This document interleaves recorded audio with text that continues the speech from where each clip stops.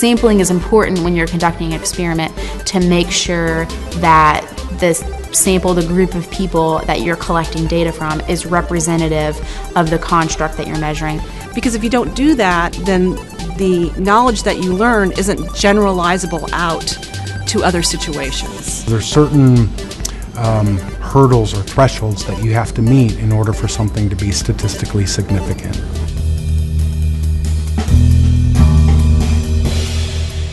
So there's lots of different types of sampling. There's census sampling, there's random sampling, stratified random sampling, convenience sampling. Some of these you use a lot, like convenience sampling. Some of these we rarely use, like census sampling.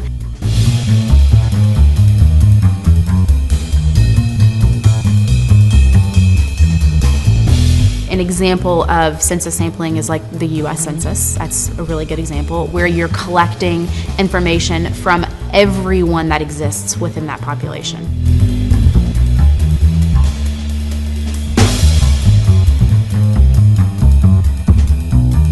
By nature of the name, it's convenient to use a convenient sample. The beauty of a convenient sample is you can just grab whoever is around you and convenient. A lot of the time need a sample to test a sensor or to gather some data or to evaluate a tool that we're building. So I'll approach individuals, send out a flyer to individuals on an email distribution list and just say, hey, are you interested in this experiment? Sometimes there's an incentive where we can give people $20. Sometimes we just ask them to volunteer.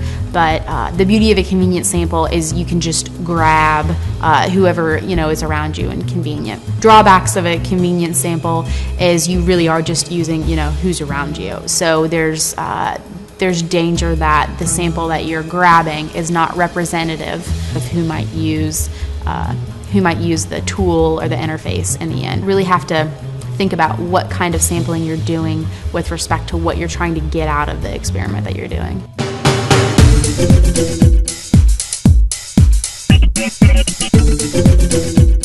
Anytime you're doing an experiment, you want to make sure that the participants or the individuals that you're pulling in to participate in your experiment, you want to make sure that they're representative of the users that are going to use the tool that you're evaluating. For example, if I'm doing an experiment and I'm looking at different real estate appraisals, so I want to understand how people are responding to different real estate houses that are up on the market, I want to pull in a population that is representative of people who would actually buy a house.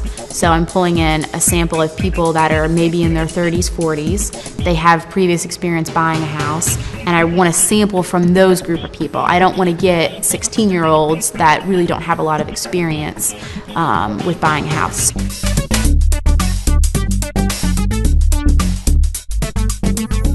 For an example, a classroom exercise could be doing the math problems while somebody's texting, and what you get out of that is how accurate are they at doing the math, and if you give them 100 problems to do, how fast do they do it? So the experimental design for that kind of a project would be you want somebody in a quiet location, you want equal lighting for all of the participants, you want probably equal numbers of girls and boys, same age ranges, and so on.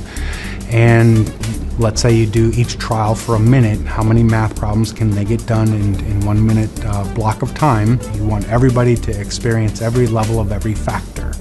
So your factor can be, let's say the complexity of the math problem, whether it's single digit, double digit, or triple digit addition. Complexity of the text received, and then complexity of the text that they have to send, or the response that they have to send. So you set it up with the random samplings. You don't tell them which experimental block that they're in, but you want everybody to experience every level of every factor. You run everybody through all those combinations, 1 minute trials on each one, and then you graph the results. You look at the speed, you look at the accuracy, and then you look at the differences.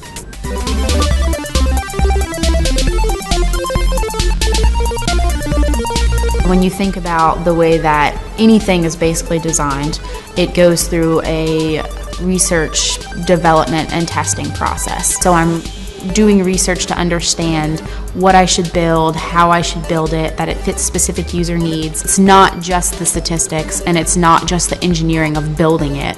It's making it look good, making it feel good, making it usable to people. We're not doing revolutionary development. We're doing evolutionary development, which is taking an existing tool and to make it a little bit better.